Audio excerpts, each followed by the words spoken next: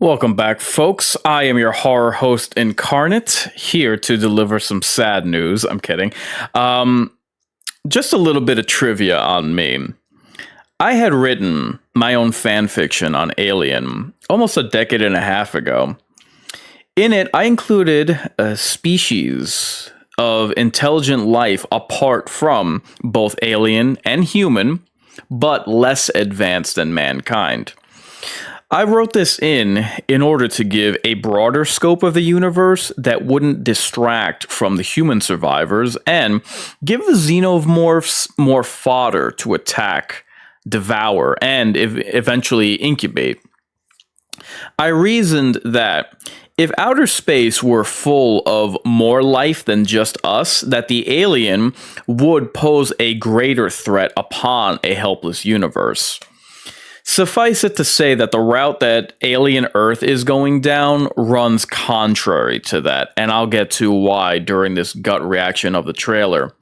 So, on the eve of the show's debut, I wanted to give my impressions and certainly apprehensions about what we have in store. So, before we get started, I just wanted to mention right off the bat, it is a good idea to go down the route that they are going down for this particular endeavor, this particular program. Here's the problem. The fact that this is set before the events of Alien, the original Alien, I'm just like, oh my God. Look, the issue that Alien now faces with chronology after last year's Alien Romulus and now with Alien Earth, look, this was a problem for fans of X-Men and Terminator. And mind you, IGN made a whole video about this, about like the convoluted timeline that was going on with what was with the X-Men movies after X-Men 3 and X-Men Origins Wolverine, their first prequel. They were talking about all the inconsistencies and how there was no quality control with any of this. And now we clearly find that to be the case with Alien. But this is somehow admissible for Alien fans, which is very upsetting to me as an Alien fan. And I'm sorry to say that sometimes horror fans really do just accept whatever they're given. I mean, the buzzword going around now with entertainment is the word slop, being applied to reboots, sequels, requels, anything and everything coming out of Marvel. And again, it bothers me so much that this is the case with horror as well, and especially with such a beloved franchise such as Alien. We are now in the midst of celebrating 50 years of Jaws, and we're quickly going to be approaching that anniversary with Alien, and it's genuinely disheartening to see that not only is the franchise being treated rather poorly by its handlers, especially now that Disney owns it. But oh man, and the Disney owns it. It can't seem to get away from Ridley Scott. But if that weren't a problem in and of itself, those two issues, but my God, when the fan base itself is celebrating things like Alien Romulus, and no one seems to have a problem with the setup as far as the chronology, where this series takes place in, as well as the premise, I'm sorry, that to me, that's a bit of an issue. But without further ado, let's get to the trailer. That way I can delve in deeper with the problems that I have with what it is that we have on tap here.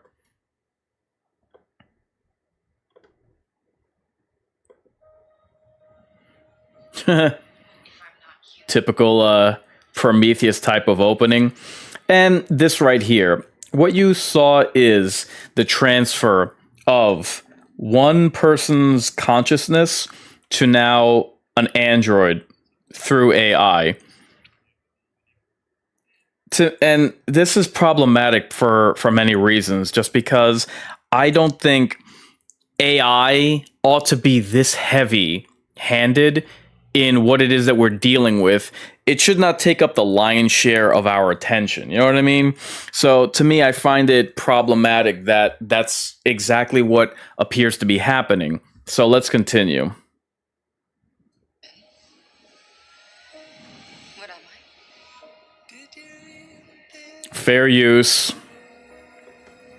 So this is the ship, this is the ship that will be crash landing. And again, I like that premise where we jump right in. We get right into the action.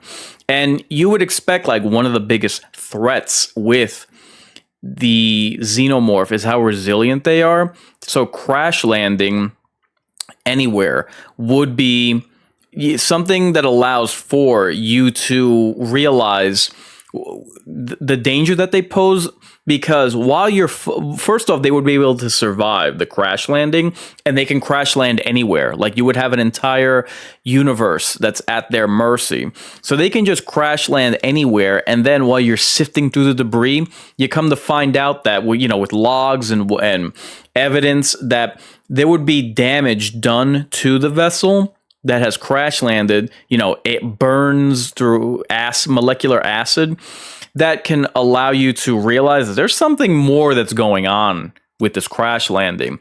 But by the time it would have happened, it would already be too late, because the threat that would have caused all of this damage to both ship and crew would already be unleashed on your planet. And these are the pods that the 5 life forms, the extraterrestrial life forms, are housed in, which are supposed to be the most dangerous life forms in the 4 corners of the universe, as will be explained later on. I'm wondering how it is. Like, what was that jotted down in a log somewhere? Anyway.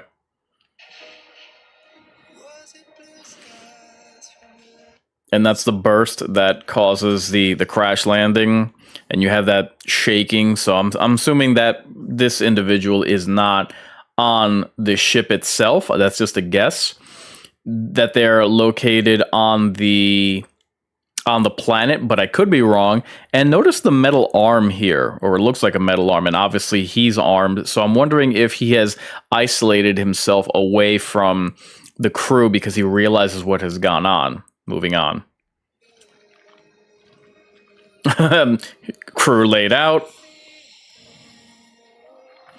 So that chittering sound that we hear at this point, I'm wondering if, well, I'll get to it later, but I'm wondering if that's an Easter egg for a revelation that's going to be revealed later on in the series, which I'm not particularly happy about. So I'm guessing that this ship would have detached from the larger mothership, or if this is a vessel attempting to something of a coast guard to provide any kind of assistance for this ship, this doomed ship, preparing for a crash landing. Oh God, this is one of the other things that I find problematic with this series. I mean, the cast, look at these people. They look emaciated. But the girl, this guy here in the background, the cast by and large looks so soy. Alex Lothar, Samuel Blinken, Kit Young. I mean, is this an Alien series or Hogwarts in space? These children are more out of place than Lizzo in an American Eagle denim. Moving on. And here we have the crash landing. Great. I don't know much about Noah Hawley, but I think that I'm going to grow to dislike him through this series. This ship collected specimens. Oh, God, this is another issue that I took umbrage with. The white hair. Now, you might think that you might be asking, what's the problem with white hair? What's the big deal? Why do I get the impression that the actor here, Timothy Oliphant, his character has white hair because they're trying to draw the comparison between him and Rutger Hauer's character from Roy Batty from Blade Runner, because, you know, androids. And honestly, I'm just going to say it. Between movies like the Assassin movie or Assassin video game movie, where he played Hitman, the Hitman game, with Scream 2, with the Dreamcatchers, Stephen King's Dreamcatchers, this guy's kind of always been a bad actor. I'm sorry to say. So I don't have particularly high expectations for his casting in this series. And the guy that played Ash, I also was never much of a fan of his. I never thought that he added much to the original Alien. So he's looking to be like the Ash of this series.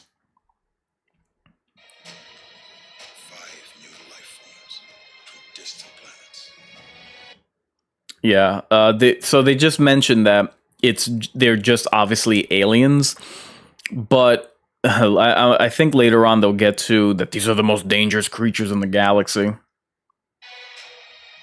Uh-oh. There you go. Ridley Scott, Jesus.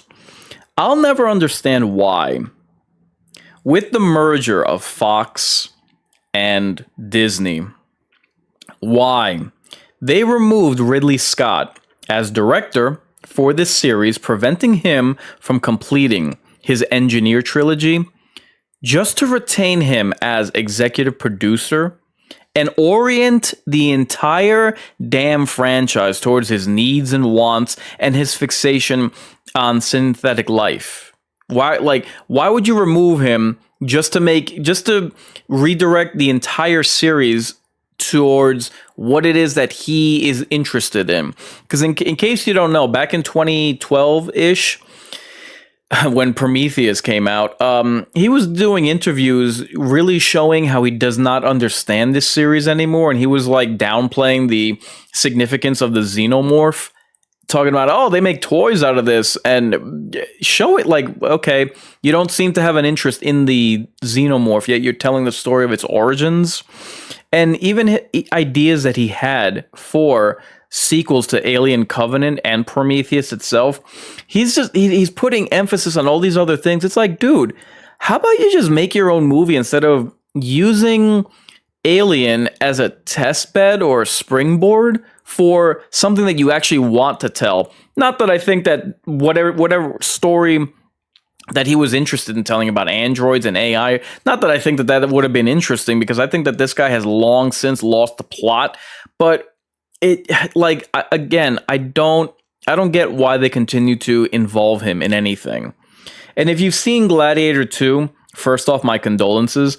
Second off, the guy, Ridley Scott, he's tapped out, and he's been that way for in excess of a decade. So, like, once this series gets away from him, it'll at least be on better footing. This is another eccentric billionaire. So we're not dealing with Weyland Yutani, but this is going to be another like eccentric billionaire. And again, look how just childish he looks with his butler next to him. We see a group of, and I believe it is a group of synthetics coming in. So again, the obsession that Ridley Scott has with androids is alarming. Just because we're dealing with AI in current day, why are you trying to retroactively make this topical with Alien when this franchise is closing in on 50 years old? Oh, and synthetic life forms are not the focus of the series at all.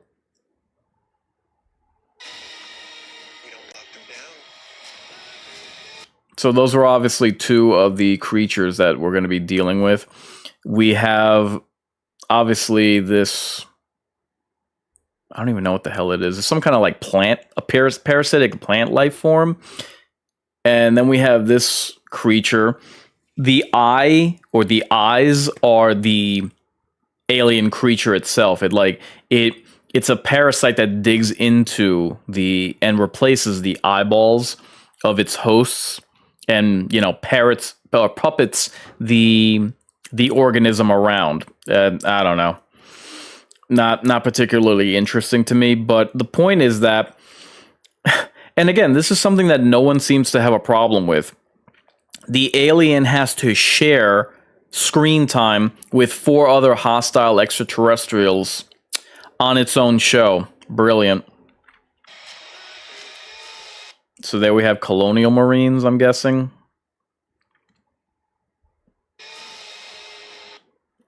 I'm wondering what is going on here in the background. Is it that this character is a synthetic, therefore the alien is not bothering with him? Like, what is going on behind him? It will be too late. It will be too late.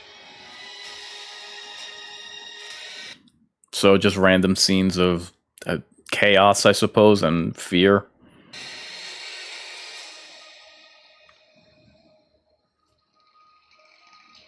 Oh, gee.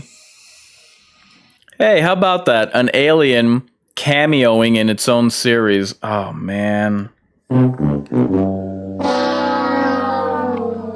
I swear I'm not trying to be negative with this, but bro, come on. Like, are you kidding me? None of this is good. None of this reads good. None of this is inspiring. I mean, I'm just seeing red flags and fire alarms blaring in the background over all of this. And let's take another listen to what it is that we hear. That chittering sound, I think they're gearing up for a Predator crossover.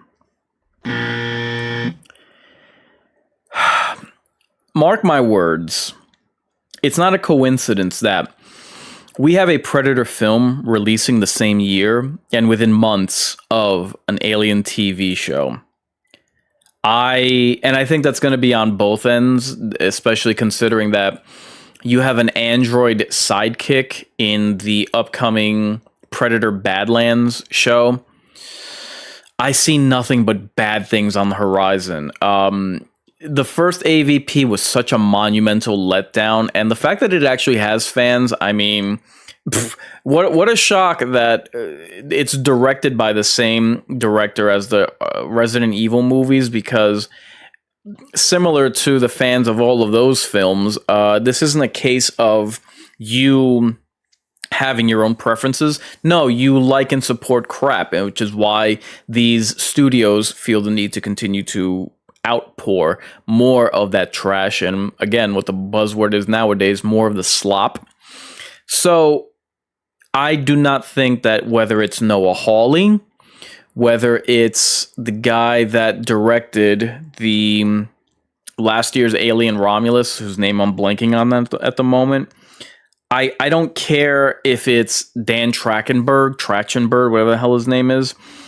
These are, or God, especially Ridley Scott, these are not the people that should be behind a crossover like that. Fede Alvarez, that's who directed the Alien Romulus last year. Yeah, any of them, every one of them, they are not, they can't even do solo movies, obviously. They can't handle these projects on their own. I have no reason to believe that they could pull off this crossover at all.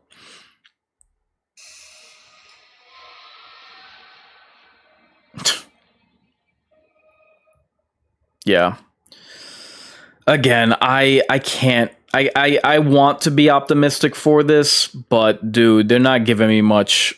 They're not giving me much to work with here. I mean, none of this look like, on every single level to me, as far as I'm concerned, this is just a flat out L. It doesn't work. It's not interesting. The fact that, and not to sound repetitive, but the fact that you have all of these hostile aliens that are going to be competing with the alien for screen time, that's a huge L. That does not work.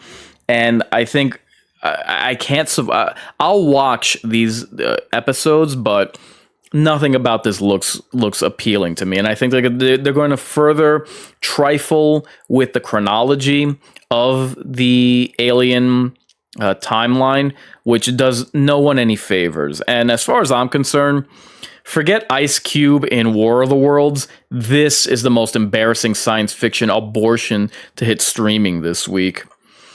And just so we're clear, the thought of aliens crash landing on Earth, not only is that something that we have been looking forward to since 1992 with a sequel to Aliens, it's such a great concept that fans would love to see, to the point that, I mean, hell, there was even a comic book called Alien Earthhive that came out the same year as another franchise dead end called Alien 3.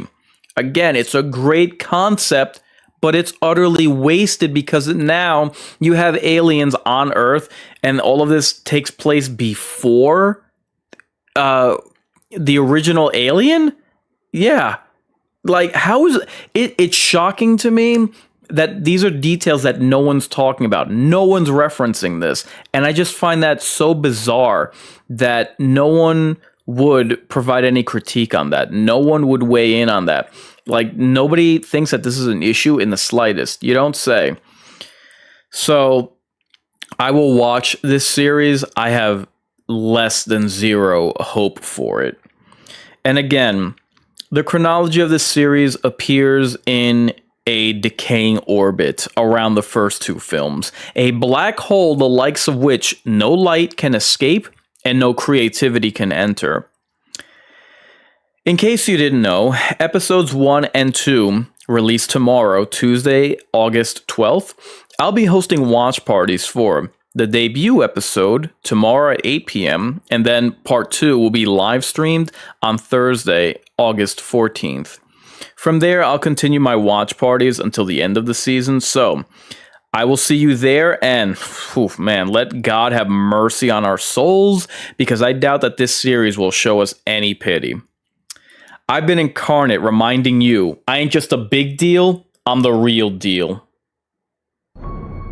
If you're resigned to your fate, time to subscribe to your fears. Warn your friends. Warn everyone.